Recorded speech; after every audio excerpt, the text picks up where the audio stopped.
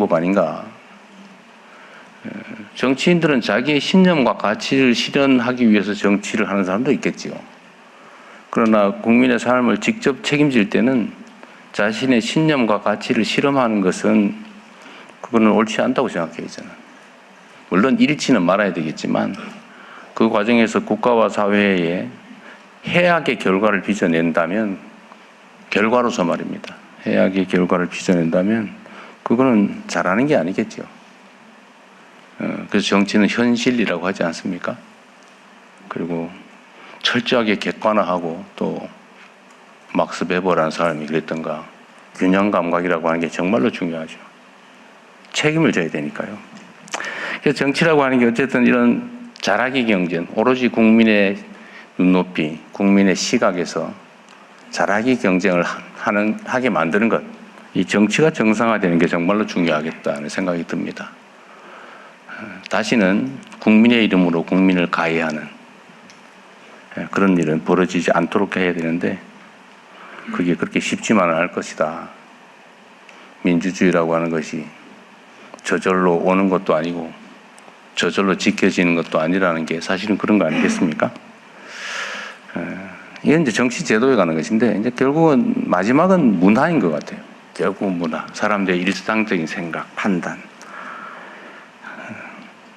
어쨌든 공리라고 하는 게 존중되고, 또 소위 가치와 이상이라는 것들이 그렇다고 해서 함부로 또 폄훼되지 않는 그런 전 세계에서 가장 존중받는, 선망받는 그런 대한민국을 만들 수 있을 거라고 확신합니다. 그 첫 번째 길이 저는 제주 4.3이 걸어온 길이라고 생각해요.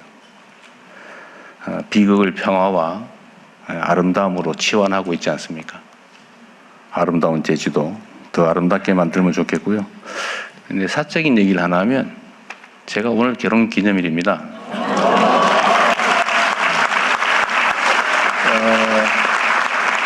근데 그 얘기를 하려고 하는 건 아니고, 사실 아픈 제주도 얘기를 하다가 이제 아름다운 제주도 얘기를 좀 한번 하려고요. 제가 사실 제주도를 너무 좋아해서 신혼여행 가려고 일부러 제주도 방문을 안 했어요. 제가 좀 그런 게 있습니다. 이거 아껴놓자.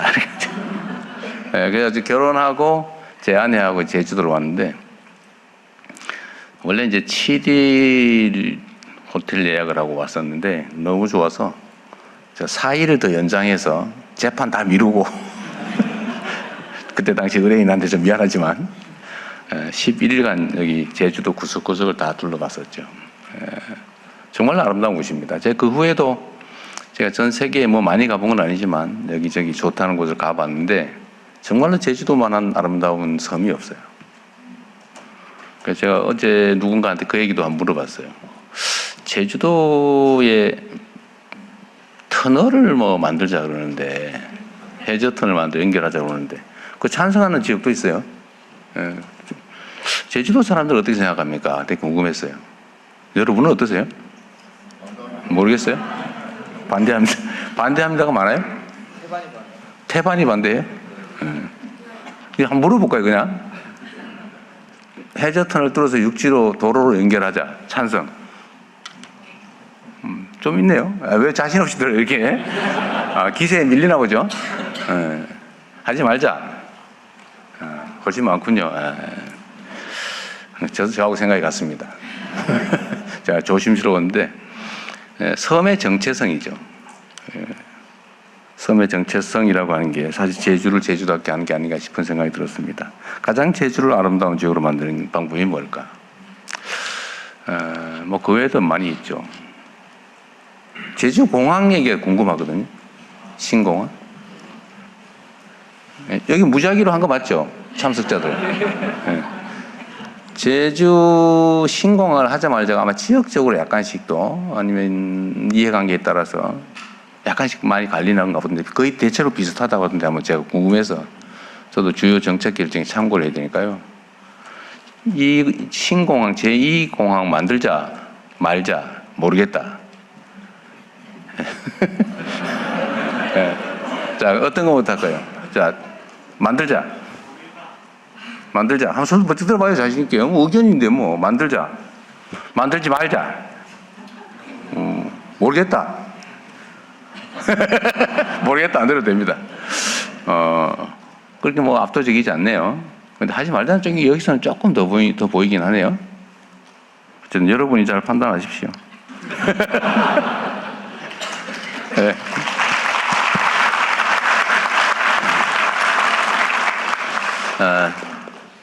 하여튼 좋은 동네라서 제가 좀 말이 많아졌어요. 근데 제주도는 정말 특색이 있는 도시입니다. 제가 조금 전에 우리 기후 에너지 환경부 장관한테도 내가 그 얘기를 잠깐 물어봤는데, 지금 전 세계적으로 에너지 문제 때문에 난리가 났잖아요. 사실 뭐 저도 이 잠이 잘 안 올 정도로 사실은 심각한 상황입니다. 지금 당장의 문제도 그렇지만 앞으로 미래는 더 상황이 좀 불안정해지는 것 같아요. 생각한 것보다 상황이 별로 안 좋아요. 근데 이 에너지 문제는 결국은 한 번쯤은 겪어야 될 문제이기도 했는데, 지금 이제 신재생 에너지로 많이 전환해 가고 있잖아요.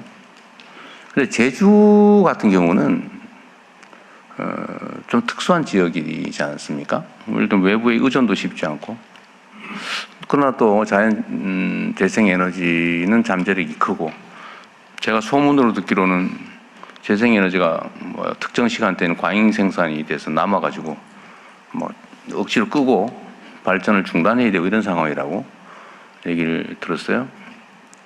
그런데 대한민국은 전체적으로 재생 에너지로 정말 신속하게 전환해야 됩니다. 이제 화석 에너지에 의존하면은 미래가 매우 위험하죠, 사실은. 뭐 자체 생산되는 것도 아닌데 수입조차 지금 저 모양이 되고 있으니까요. 그럼 재생에너지로 전환을 해야 되고 가장 빨리 현실적인 성과를 낼 수 있는 데가 전 제주도가 아닐까 그런 생각이 들었어요. 그래서 상상으로 생각해 보면 모든 에너지원을 신속하게 재생에너지로 바꿔야죠. 예를 들면 전기차로 바꾸고 집안에 무슨 뭐 난방 이런 것도 빨리 전기나 이런 걸로 바꾸고, 요새 그 뭐예요? 그 히터펌프? 히터펌프? 뭐 예를 들면 그러면 그 중에서도 풍력 자원은 엄청나게 많잖아요. 그게 좀 남는다고 하던데.